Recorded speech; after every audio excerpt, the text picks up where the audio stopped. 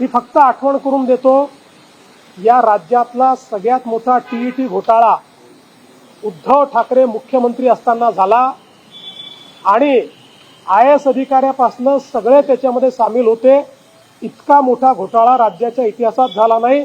एवढंच नाही तर त्यांच्या मंत्रिमंडळातल्या मंत्र्यांवर थेट आरोप लागले.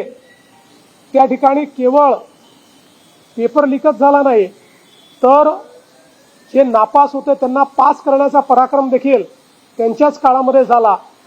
आम्ही तर टीईटीच्या परीक्षेमध्ये घोटाळा होतो लक्षात आल्याबरोबर परीक्षा व्हायच्या आधी घोटाळेबाजांना पकडलं आणि त्या ठिकाणी त्यांच्यावर कारवाई देखील केली. त्यामुळे आपलं ठेवायचं झाकून आणि दुसऱ्याचं पायाचं वाकून हे बंद करा. काल राज्याचे मुख्यमंत्री देवेंद्र फडणवीस असं म्हणाले की राज्यातला सगळ्यात मोठा टीईटी पेपर घोटाळा हा ठाकरेंच्या काळात झाला आहे. परंतु फडणवीस बेमालूमपणे सफाईदार खोटं बोलत आहेत हे आज मी पत्रकार परिषद घेऊन सगळ्या पुराव्यांच्या सकट स्पष्ट केलं.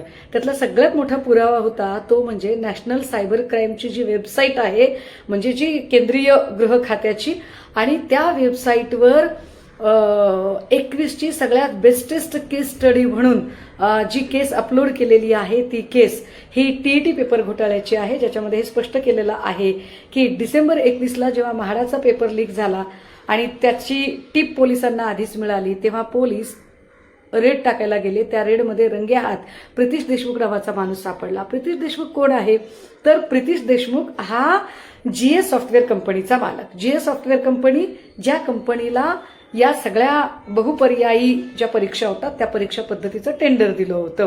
टेंडर कुणी दिलं तर 2018-19ला मुख्यमंत्री असणारे देवेंद्र फडणवीस यांच्या काळात शिक्षण मंत्री असणाऱ्या विनोद तावडे यांनी. मग ह्या प्रितीश देशमुखने सांगितलं की मी एकटा नाहीये, याच्यामध्ये सावरीकर आहे. अभिषेक सावरीकरला अटक झाली, तो शिक्षण विभागाचा त्या काळातला तांत्रिक सल्लागार. अभिषेक सावरीकरने सांगितलं मी तरी एकटा कुठे आहे, याच्यात माझ्यावर तुकाराम सुपे आहेत. तुकाराम सुपेंना अटक झाली ते म्हणाले मी एकटा कुठे आहे, डायरेक्ट IAS ऑफिसर आणि शिक्षण विभागाचे उपसचिव सुशील खोडवेकर याच्यामध्ये आहेत. आणि करता करता करता सगळे लोक एकत्रित आले. विशेष या सगळ्यांवर ठाकरेंनी गुन्हे दाखल केले. फक्त एवढंच नाही तर 5 लाख लोकांनी या परीक्षेसाठी अर्ज भरले होते, ज्याच्यातले 15,000 लोक सिलेक्ट झाले होते आणि 15,000 लोकांमधले 7,500 लोकांनी चिटिंग केलेली आहे. पेपर फोडून 5-5, 6-6 लाखाला तो पेपर विकत घेतलेला आहे. हे तुकाराम सुपेकडून जप्त केलेल्या कम्प्युटरमधल्या माहितीवरून कळलं. त्या 7,500 लोकांना डिस्क्वालिफाय आणि कायमस्वरूपी ब्लॅकलिस्टेड करण्याचा निर्णय ठाकरे सरकारने घेतला. विशेष म्हणजे या 7,500 मधल्या 3,500 लोकांना नोकऱ्या सुद्धा लागलेल्या होत्या.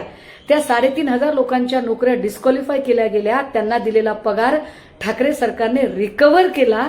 फक्त एवढंच नाही तर ठाकरे सरकारने हा पगार रिकव्हर करतानाच आपला परका अजिबात भेद पाळला नाही. एकीकडे इथे मोदी धर्मेंद्र प्रधानचा राजीनामा घेत नाहीयेत, मात्र त्या काळामध्ये या 3,500 विद्यार्थ्यांमध्ये ठाकरेंच्या स्वतःच्या पक्षातल्या मंत्र्याची एक मुलगी अडकलेली होती, अब्दुल सत्तारांची मुलगी. तिला सुद्धा ठाकरेंनी बिनदिक्कतपणे ब्लॅकलिस्टेड केलं.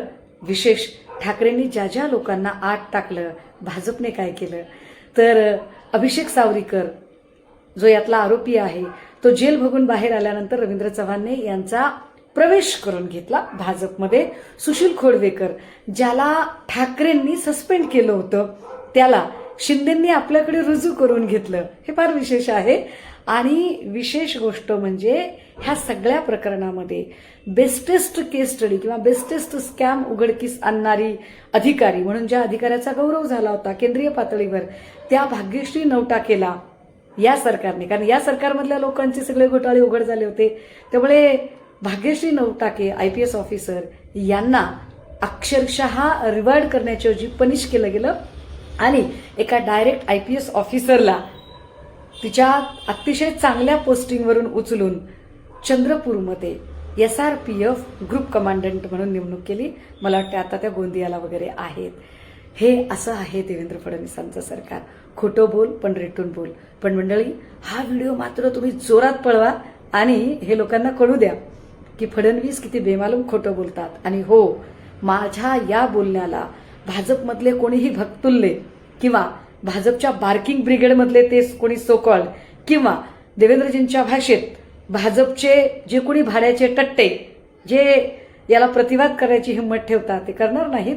पण देवेंद्रजी तुम्हाला सुद्धा खुलं चॅलेंज, जर तुम्ही याला चॅलेंज करणार असाल तर यातला माझा एकही शब्द खोटा करून दाखवा. मी पुन्हा एकदा नवीन पुराव्यांच्या सकट आणि पुढे BHR मध्ये काय झालं हे सुद्धा शोधून काढेन. थँक्यू.